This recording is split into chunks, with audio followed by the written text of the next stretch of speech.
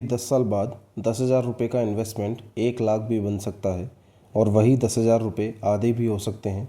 तो क्या आप यकीन करेंगे? इसका जवाब सिर्फ एक चीज़ पर डिपेंड करता है, लार्ज कैप, मिड कैप या स्मॉल कैप। आज की इस वीडियो के बाद आप बिना किसी कन्फ्यूज़न के समझ जाओगे कि किस कैटेगरी में इन्वेस्ट करना चाहिए और किस इन्वेस्टर के लिए कौन सा फ़ंड बेस्ट है। वीडियो को एंड तक ज़रूर देखना, क्योंकि लास्ट में मैं एक सिंपल ट्रिक बताऊंगा जिससे आप कभी गलत फ़ंड चूज़ नहीं करोगे। नमस्कार दोस्तों, स्वागत है आपका निवेश हब में।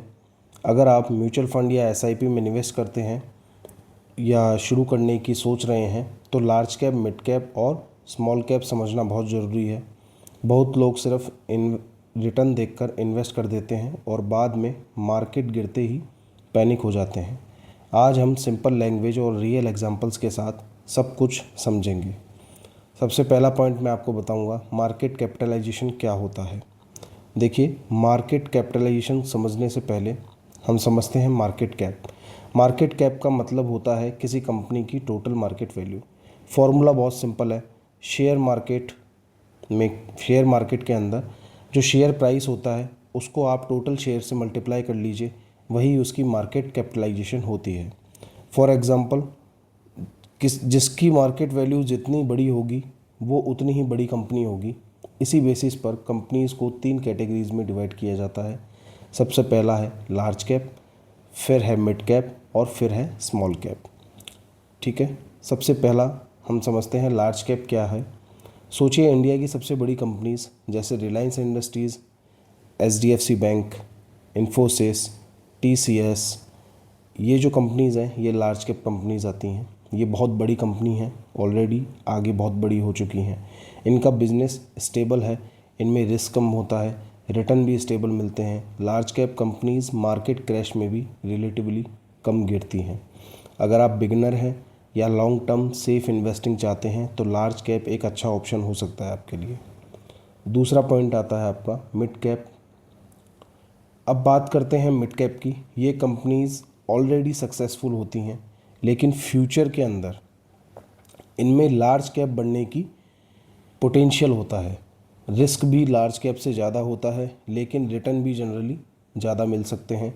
अगर आप 5 से 10 साल इन्वेस्ट कर सकते हैं और थोड़ा और रिस्क ले सकते हैं तो मिड कैप आपके लिए सही हो सकता है। बात करते हैं स्मॉल कैप की। अब स्मॉल कैप जो है वो एक सबसे इंटरेस्टिंग कैटेगरी है। ये कंपनीज़ अभी छोटी होती हैं लेकिन फ्यूचर में बहुत बड़ी बन सकती हैं। यहीं से सबसे ज़्यादा वेल्थ क्रिएट होने के चांसेस होते हैं, लेकिन रिस्क भी सबसे ज़्यादा होता है। मार्केट क्रैश में फ़ंड 30 से 50% तक गिरते हैं। ठीक है, इसलिए स्मॉल कैप सिर्फ उन लोगों के लिए होता है जो हाईली लॉन्ग टर्म या रिस्क जो है उसके साथ हैंडल कर सकते हैं, उसकी वॉलेटिलिटी को हैंडल कर सकते हैं। एक सिंपल एग्जांपल से बताता हूँ आपको। मान लीजिए लार्ज कैप एक हाथी की तरह है, बहुत बड़ा है, स्टेबल है, पर उसकी स्पीड स्लो है। मिड कैप जो है एक घोड़ा है, फास्ट भी है, स्टेबल भी है। स्मॉल कैप एक चीते की तरह है जो सबसे तेज़ है, लेकिन कंट्रोल नहीं होगा तो गिर भी सकता है। इसी तरह इन्वेस्टमेंट में भी रिस्क और रिटर्न का रिलेशन होता है। जितना ज़्यादा रिस्क उतना ज़्यादा रिटर्न का चांस और उतना ही लॉस का भी चांस होता है। किसके लिए कौन सा फंड बेस्ट है? अगर आप फर्स्ट टाइम इन्वेस्टर हैं या रिटायरमेंट प्लानिंग कर रहे हैं, रिस्क कम लेना चाहते हैं तो लार्ज कैप सबसे बेस्ट ऑप्शन रहेगा। अगर आपकी एज 25 से 40 के बीच में है, 7 से 10 साल का आपने इन्वेस्टमेंट होरिजन रखा हुआ है, मॉडरेट रिस्क ले सकते हैं तो आप मिड कैप चूज़ कर सकते हैं। अगर लॉन्ग टर्म 10 से 15 साल के लिए इन्वेस्ट करना चाहते हैं, मार्केट क्रैश से भी आपको डर नहीं लगता है, हाई रिटर्न चाहते हैं तो आप इसको स्मॉल कैप में जा सकते हैं। क्या सिर्फ स्मॉल कैप लेना सही होगा? बिल्कुल नहीं। सबसे बड़ी गलती जो है, पोर्टफोलियो में बैलेंस आपके होना चाहिए। ये अगर नहीं है तो ये सबसे बड़ी आपकी गलती है। जैसे एक क्रिकेट टीम सिर्फ बैट्समैन से नहीं बनती है, वैसे ही पोर्टफोलियो सिर्फ स्मॉल कैप से नहीं बनेगा। लार्ज कैप आपको स्टेबिलिटी देगा, मिड कैप आपको ग्रोथ देगा और स्मॉल कैप वेल्थ क्रिएशन के लिए आपको अपॉर्चुनिटी देगा। एक सीधे एक एग्जांपल से समझते हैं। जो दो दोस्त, मान लीजिए दो दोस्त हैं, राहुल और अमन।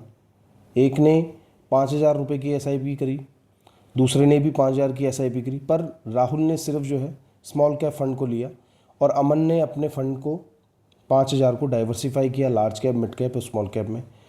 अमन 2 साल बाद जो है मार्केट क्रैश आ गया और राहुल जिसने स्मॉल कैप लिया था उसका पोर्टफोलियो 40% तक गिर गया और उसने पैनिक में आकर इन्वेस्टमेंट बंद कर दिया। लेकिन वहीं अमन ने क्या किया, SIP कंटिन्यू रखी।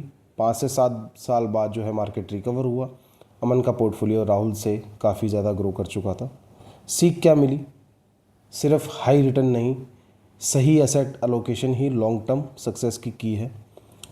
अगर आज की इस वीडियो से लार्ज कैप, मिड कैप और स्मॉल कैप का कॉन्सेप्ट क्लियर हो गया है तो वीडियो को लाइक ज़रूर कीजिएगा। कमेंट में बताइएगा कि आप किस कैटेगरी में इन्वेस्ट करते हैं, और अगर आप म्यूचुअल फंड और SIP से रिलेटेड जेन्युइन इन्फॉर्मेशन चाहते हैं तो निवेश हब को सब्सक्राइब करके बेल आइकन को ज़रूर दबाइएगा। मैं हर दिन रियल पोर्टफोलियो अपडेट अपने म्यूचुअल फंड डैशबोर्ड को दिखा के करता हूँ। कोई भी स्क्रीनशॉट नहीं होता है। यहाँ आप देख सकते हैं अभी मेरी होल्डिंग्स आपको दिखाई दे रही हैं, और अगर आप फॉलो करेंगे तो आपको जो ग्रोथ है वो भी आपको दिखाई देगी। मैं हर दिन रियल पोर्टफोलियो जो है अपडेट करता रहता हूँ। याद रखिएगा, इन्वेस्टमेंट में सबसे इम्पोर्टेंट चीज़ हाईएस्ट रिटर्न नहीं होता है, बल्कि एक सही डिसीजन होता है। मिलते हैं अगले वीडियो में एक और इंटरेस्टिंग फाइनेंस टॉपिक के साथ में। तब तक invest smart, wealth build smart. जय हिंद।